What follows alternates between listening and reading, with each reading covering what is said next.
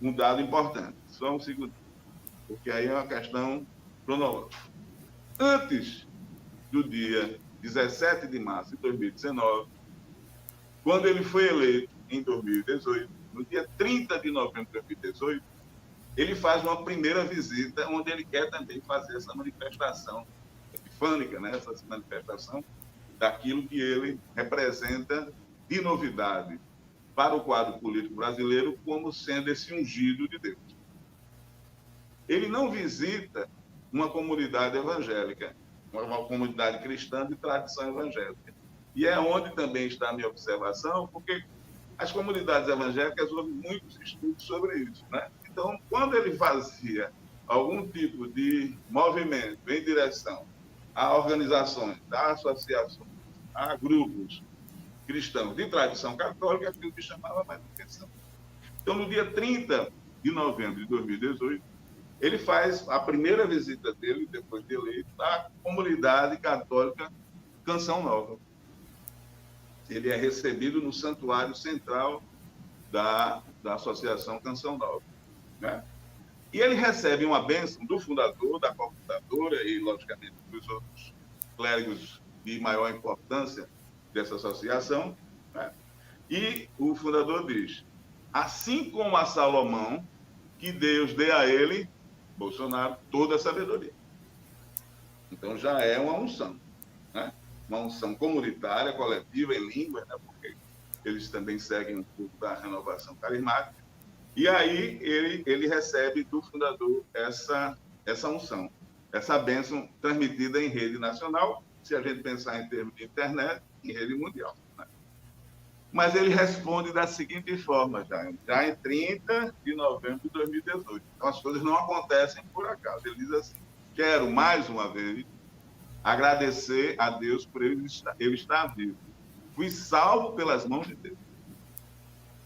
Não foram os médicos, não foram, né, aquele grupo que deu uma assessoria imediata. Ele está sempre se relacionando a Deus. Fui salvo pelas mãos de Deus, né, sem uma prova, né, mas ele diz isso publicamente. Entendo, o que acontece comigo é uma missão de Deus.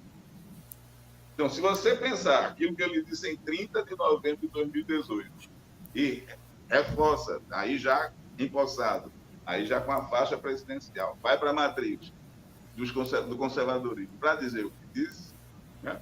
A gente percebe que já começa a ter uma linha de desenvolvimento, né?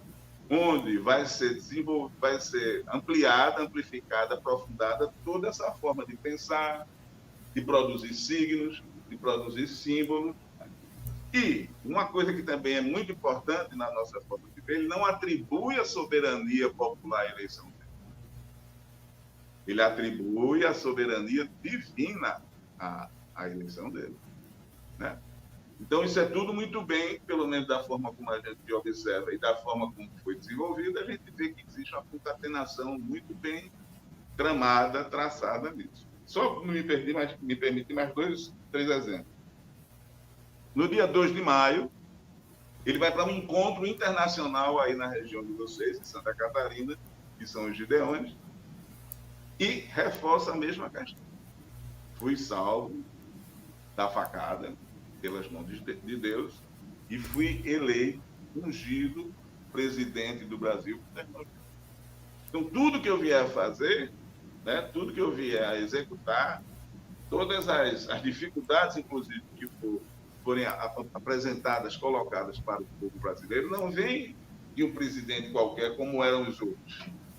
Vem de alguém que foi escolhido por Deus para conduzir essa nova política. 21 de maio de 2019, Frente Parlamentar Católica se encontra no Palácio do Planalto para consagrar o Brasil ao coração de uma Nossa Senhora específica. Não é Nossa Senhora de Guadalupe, nem é Nossa Senhora Aparecida. É Nossa Senhora de Fátima.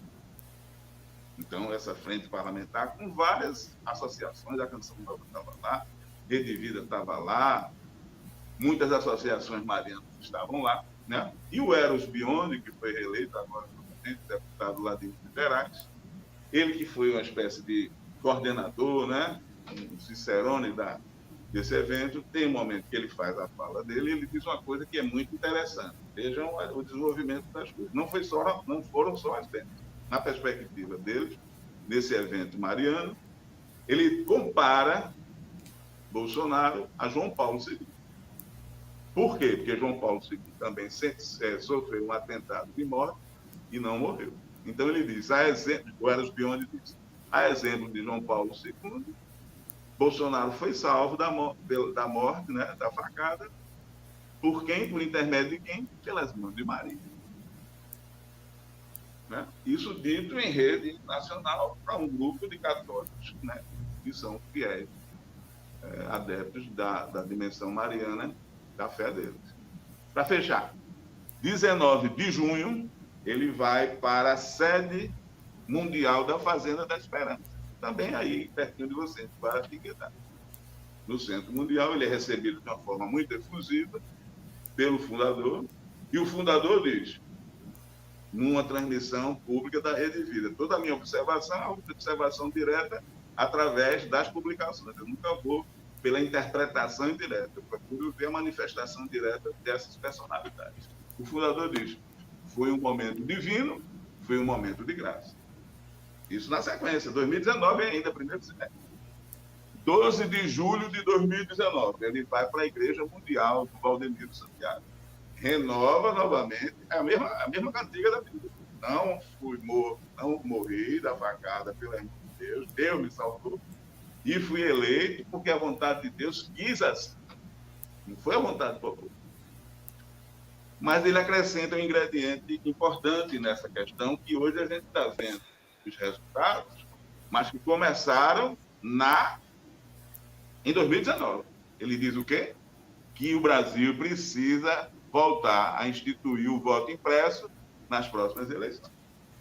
Então, a destruição já começa de uma forma explícita, pelo menos nessa manifestação que ele faz na Igreja Mundial do Valdemiro Santiago, dizendo que era preciso que o Brasil voltasse a ter o voto impresso. E a gente sabe da vulnerabilidade do voto impresso. Eu já fui escrutinador do voto impresso quando eu era mais jovem, né? Depois dos 80, e vi qual é a dificuldade, qual é o problema que tem de você ter um escrutínio, uma contagem correta. Para finalizar esse primeiro bloco nosso, 21 de maio de 2020, ele faz um encontro com padres e leigos católicos, empresários do ramo da comunicação. Numa live, né? Essas lives ajudaram muito a gente, porque, infelizmente, como a Covid não permitia que houvesse encontros presenciais, eram feitos lives, e aí a gente poderia ter um acesso que antes a gente não tinha. Né? O padre Manzotti diz assim, gostaria de me aproximar ao governo Bolsonaro para justamente apresentar uma proposta positiva. E, para fechar, deixa eu só pegar aqui, tá?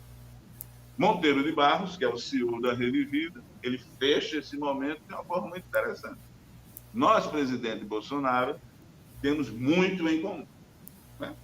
Então, assim, da perspectiva da observação, né, essa consolidação desse presidente como um símbolo sagrado, né, é uma temática que vai perpassando todas as manifestações dele, né, a partir desse momento inaugural. E a gente precisa, logicamente, estar atento. Eu não frequento, não tenho acesso às redes bolsonaristas de difusão, mas a gente sabe o que é que o gabinete do ódio fez. A gente está vendo agora, inclusive, que o Alexandre Garcia está fazendo de uma forma descarada, despudorada, diante da dor que vocês estão sofrendo de uma forma direta aí com essas enchentes. Né? Então, o que ele provocou de fake news. Então, todas essas manifestações, todos esses momentos que já haviam sido programados, já haviam sido pensados, né? A forma de dizer, quando dizer, em que momento e tal, tudo isso era objeto, né, de recolhimento da rede de produção. Você é um jornalista competente, por sinal, para poder fazer essa dispersão, né, do ponto de vista da construção desse novo ídolo, desse novo mito, desse novo símbolo sagrado, né, que para a ciência da religião tem um valor muito importante, em função dessa nova presidência que ele estava iniciando a desenvolver. Esse seria, digamos, talvez as primeiras considerações que eu poderia fazer. Obrigado.